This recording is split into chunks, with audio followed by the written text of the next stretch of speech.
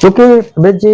समस्याएं बेहद गंभीर हैं, जटिल हैं और कानून में लूप होल्स हैं। तो ऐसे में इन सब को रोकने के लिए क्या करना होगा? कौन से लूप होल्स जिन पे हमें फुल स्टॉप लगाने की जरूरत है? और राजनीतिक इच्छा शक्ति के साथ हमें जो हमारी कानून व्यवस्था है, जो न्याय व्यवस्था है खासतौर से, उसमें बैठे जजेस को, बेंचेस को भी देखना पड़ेगा कि क्या अधिकतम किया जा सकता है। देखिए, जो शर्मा जी, हमारा जो न्यायपीठ में 4 साल का अनुभव रहा, आज मैं देख रहा था कि कितने पॉस्को में जो है वो कितने कितने जो है छुटे हैं, कितने में बेल हुई, कितने में क्या हुआ, और किस किस तरीके से जो है वो उसको जो है वो कम हुआ, उसका जो है वो जो प्रेशर होना चाहिए एक एग्जीक्यूशन का, कहाँ पे क्या कमी रही। तो सबसे बड़ी बात तो जो आड़े आ रही है, सरकार को ये चाहिए कि अगर एफआईआर में पॉस्को से संबंधित कोई भी उसके शरीर के साथ छेड़छाड़ हुई, कुछ हुई, तो ये एक छूट नहीं दी जानी चाहिए कि अगर लड़की मना करती है तो मेडिकल नहीं होना चाहिए। वो जब उसने एफआईआर लिखा दी, वो तो एक पब्लिक की चीज हो गई जी। और एफआईआर में ये चीज दर्ज है कि साहब इस तरीके का उसके साथ हुआ, तो अब मेडिकल में अगर उसका मस्ट होगा तो अपनी जगह पर जो है उसमें जो आईओ जो अपनी जगह एक मिसलीड करने की जो संभावनाएं होती हैं वो कम होती, क्योंकि आप देखें कि कानून में आईओ को सुप्रीम पावर है और अब ताकत जो है दे दी गई है।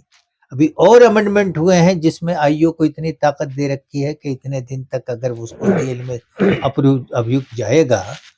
तो उसको जो है यहाँ पे एक चीज मैं और कहूंगा,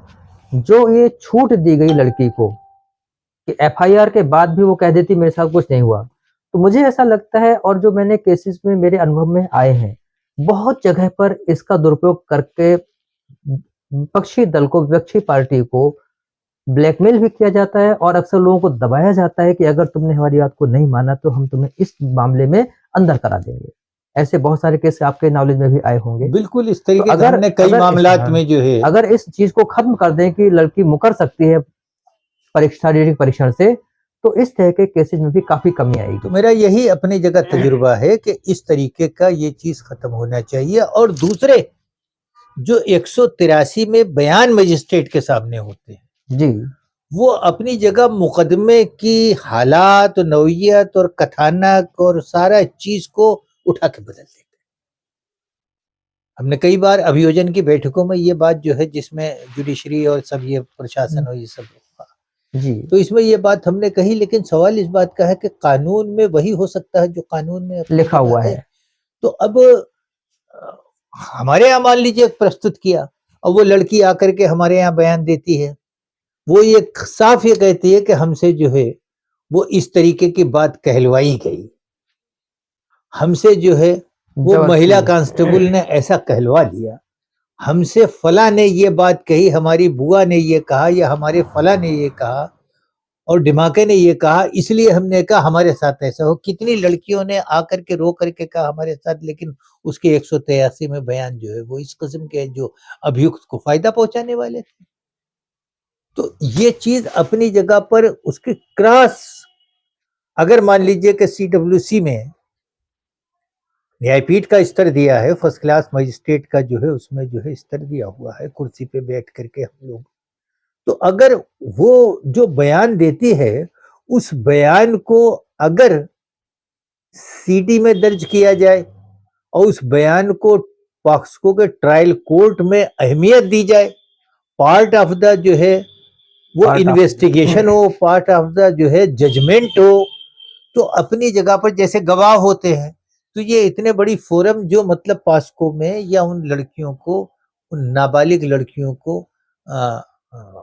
सुपुर्दगी के लिए, उनकी सुरक्षा के लिए, उनके केयर एंड प्रोटेक्शन के लिए जो एक सिस्टम बना है और ये सामाजिक सिस्टम है, तो हमारे पास आकर के वो दिल खोल करके जो है हम लोगों की काउंसलिंग के बाद में वो कुछ और बताती है, तो वो कुछ और बताती है, लेकिन ये असहाय हो जाते हैं। उस वक्त में, कि अब सवाल यह है कि जो तुमने 183 में बयान दे दिया है वही काम है। हमने कई बार एक आध केस में, अमरिया का एक केस था, उसमें हमने जो है वो आईओ को बहुत शर्मिंदा किया कि ये सब कुछ है, तो उसके बाद जो है वो अभियोजन में जाकर के जो है एसपीओ के यहाँ जाकर के उसने बात की और ये कहा कि साहब लड़की जो है वो दोबारा मैं मजिस्ट्रेट के यहाँ जज के यहाँ पेश करता हूँ। वो ये कहते कि साहब मैं बहुत फेडअप थी, मैं बहुत ज़्यादा जो है वो गमगीन थी, तो मैं जल्दबाजी में जो है वो मैं कुछ कह नहीं पाई, मुझसे जो मुंह से निकला वो मैं मैंने होश कह में दिया। नहीं थी, मेरे साथ मेरे बयान दोबारा किए जाए। हालांकि ये बड़ा रेयर होता नहीं है, लेकिन इसके बावजूद भी हमने एक केस में इस तरीके का कराया। वास्को की जज साहिबा थी, वो बहुत सख्त थी, उन्होंने कहा नहीं नहीं ये बात हम इसको देखते हैं, लेकिन ये चीज जो है वो बाकायदा एक संशोधन में होना चाहिए कि अगर वो दूसरे एक सोशल फोरम पे आकर के वो लड़की अगर खुल करके अपने साथ जो गलत हुआ है उसको बता रही है, या वो हम उस पे नहीं जाते शिकायत शिकवे पे, राजनीति पे, पुलिस का विरोध पे, आईओ के विरोध पे, ये कुछ नहीं। सवाल ये है कि उसका से जो है वो ट्रायल जो कोर्ट होता है उस कोर्ट तक जरूर पहुंचे, क्योंकि जज अपनी जगह पे जज करना है, डॉक्यूमेंट्स देखना है, बयान देखना है, तो वो सब देख करके उसमें ज्यादा से ज्यादा ये हो कि जो अभियुक्त है उनको सजा होनी चाहिए।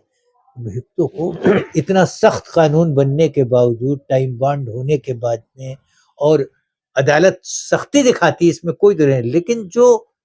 एग्जीक्यूशन है उस स्तर के ऊपर जो कमी आ रही है, इसके लिए जिम्मेदार कौन है? न्याय के दरवाजे पे तो अगर मान लीजिए कि कमजोर चीज आती है, कमजोर, अब अभियोजन के बैठक में ये होता है कि साहब ये मुलजिम कैसे छूट गया,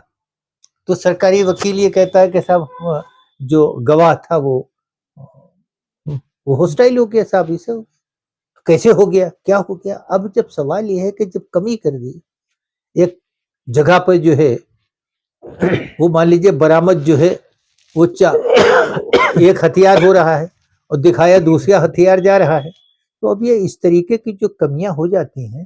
तो उसी तरीके से इसमें भी कमियां हो रही, पाक्सो में भी, और उसका फायदा जो है वो मुलजिमों को पहुंच रहा है। ये केस सोशल केसेस होते हैं, मैनेज हो रहे हैं, और मैनेज होने के बाद जो है जो वास्तविक जो सजा होनी चाहिए वो नहीं हो पा रही। बेमेल शादियां हैं, बेमेल वो है, बाल विवाह को ले लीजिए,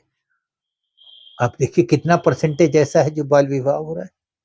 कितना परसेंटेज ऐसा है जो मतलब यह है कि बाल श्रम हो रहा है। तो ये जो बच्चों के जितने कानून बने हैं, इन कानून का सही तरीके से जो रोकने के लिए जो होना चाहिए वो उस तरीके से नहीं, बल्कि एक जो है वो अलग किस्म का एक बाजार सा जो है बनता चला जा रहा है। ये अच्छा नहीं है, हमें उसको गंभीरता के साथ में जो है वो करना चाहिए। चाइल्ड के ऊपर जो है वो लोग काम कर रहे हैं, चाइल्ड केयर एंड प्रोटेक्शन के ऊपर, तो आज उन सब चीज़ों को जो है वो होना चाहिए। बाल आयोग बना हुआ है और बहुत सी चीज़ें बनी हैं, तो संस्थाएं तो हैं, इंस्टीट्यूशंस तो है, क्योंकि इंस्टीट्यूशन तो अंतर्राष्ट्रीय जो आवश्यकता होती है दुनिया में क्या हो रहा है क्या नहीं हो रहा है, उन सब चीज़ों को लेकर के हर जो विकासशील देश होता है तो वो उसको करता है, उसको करना होता है, दुनिया में साथ में चलना होता है। बच्चे सब जगह, पूरी दुनिया के बच्चे वो सब करते हैं, लेकिन अपनी जगह पर उसका टाइमली जो है मॉनिटरिंग जो है होती रहे, और इसमें तू डार डार मैं पात पात, अगर हमें जो है उसको कम ही करना है तो हमें उसका जो है रास्ते निकालने होंगे, उसके लिए जो रिसर्च एनालिसिस को ध्यान करना होगा,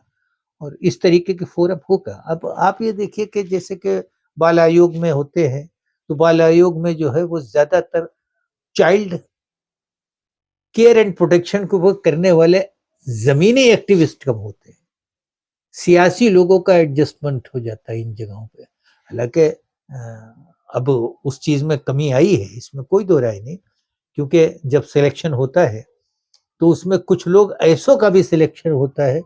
जो एक्टिविस्ट होते हैं, और उनसे उम्मीद ये की जाती है कि वो अपनी जगह पर इस इम्पॉर्टेंट फोरम को लेकर के चलेंगे और बेहतरी के लिए काम होगा। तो बहरहाल शर्मा जी, ये इन चीजों पे जो है वो गहराई से सोचने की जरूरत है, और इससे नहीं होना चाहिए कि अमेंडमेंट होते रहेंगे, बिल्कुल समाज में नई चीजें आती रहेंगी, बदलाव आते रहेंगे, तो बदलाव आएंगे तो हमारे पास उसका कार्ड जो है होना चाहिए। हमको बड़ी तेजी के साथ इसमें काम करना है। बच्चे ही हमारी धरोहर हैं, इन बच्चों को हम जो है नहीं कर, अगर बचपन गड़बड़ हुआ तो भविष्य तो गड़बड़ होगा। धन्यवाद। नमस्कार।